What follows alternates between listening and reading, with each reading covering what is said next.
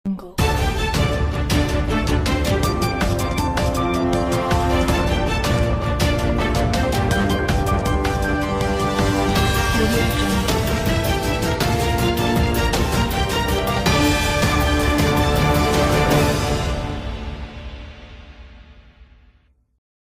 ఈ నీటిపారుదల శాఖ ఈ విషయాలు చర్చకు వచ్చినప్పుడు ముఖ్యమంత్రి గారు ప్రత్యేకంగా పోలవరం ప్రాజెక్టు గురించి కూడా కొంత రివ్యూ చేయడం జరిగిందని చెప్పేసి మనం చేస్తాను.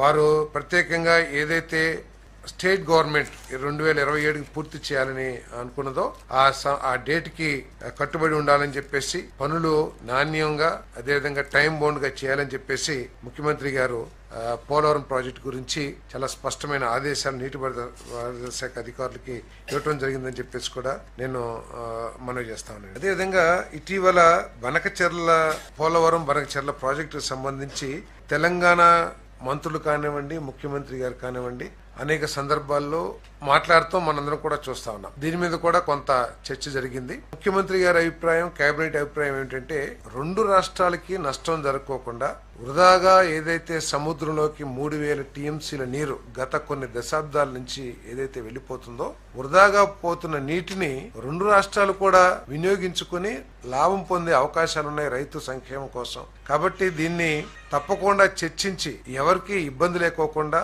ఎటువంటి కాంట్రవర్సీకి అవకాశం లేకోకుండా రెండు రాష్ట్రాల సంక్షేమాన్ని దృష్టిలో పెట్టుకుని దీని మీద నిర్ణయం తీసుకోవాలని చెప్పేసి ముఖ్యమంత్రి గారి ఆలోచనగా ఉంది. తప్పకుండా ఆ రాష్ట్ర ముఖ్యమంత్రితో ఆ రాష్ట్ర ప్రభుత్వంతో చర్చించి బనకచెర్ల సాధించాలనే నిర్ణయంతో ఈ ప్రభుత్వం ఉందని చెప్పేసి మనవి చేస్తా ఉన్నాను. అంతేగాని ఎవరికి నష్టం చేయాలని కానీ ఎవరి హక్కులో తీసుకోవాలని కానీ ఈ ప్రభుత్వానికి అటువంటి ఆలోచన లేదు. తెలంగాణ, ఆంధ్రప్రదేశ్ మా ముఖ్యమంత్రి గారు అనేక సందర్భాల్లో చెబుతూ ఉన్నారు, ఆంధ్రప్రదేశ్ తెలంగాణ రెండు కళ లాంటివి అని చెప్పేసి. కాబట్టి ఇరు రాష్ట్రాలకు కూడా ఉపయోగపడే విధంగా ఏదైతే వృధాగా సముద్రంలోకి నీరు పోతున్నాయో 3000 టీఎంసీలు, చెరు 200 టీఎంసీలు వచ్చినా కూడా రెండు రాష్ట్రాలు కూడా సస్యశ్యామలం అయ్యే పరిస్థితులు ఉన్నాయి. త్రాగునీటి అవసరాలు కానివ్వండి, పారిశ్రామిక అవసరాలు కానివ్వండి, వీటన్నిటి కూడా సాగునీటి అవసరాలు తీరే అవకాశం ఉంది. కాబట్టి దీని మీద ఎటువంటి కాంట్రవర్సీ లేకోకుండా ఈ ప్రాజెక్ట్ ను సాధించాలని చెప్పేసి కూడా మరి ముఖ్యమంత్రి గారు పట్టుదలతో ఉన్నారని చెప్పేసి నేను మనవి చేస్తాను.